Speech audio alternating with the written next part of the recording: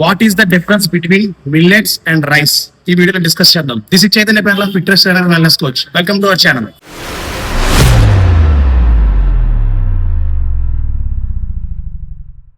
Rice లో high amount of calories అనేది ఉంటాయండి.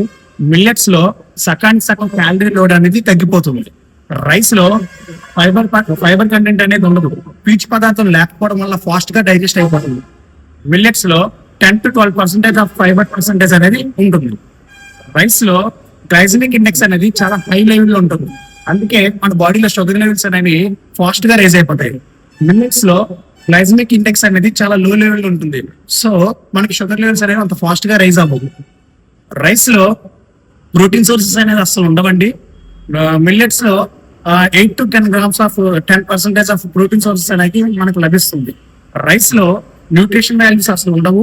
అండ్ విటమిన్స్ కూడా నియాసిన్, థియామిన్ తప్ప ఇంకేమీ లభించవు. మిల్లెట్స్ లో మనకి న్యూట్రిషన్ వాల్యూస్ బాగా పుష్కలంగా లభిస్తాయి. విటమిన్ సోర్సెస్ కూడా బి గ్రూప్ కి సంబంధించిన విటమిన్స్ అన్ని మనకి పుష్కలంగా లభిస్తాయి.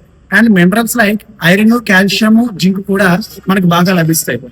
ఎలా చూసుకున్నా మనకి రైస్ తో కన్నా మిల్లెట్స్ లోనే మనకి అన్ని రకాలుగా పోషకాలు లభిస్తున్నాయి.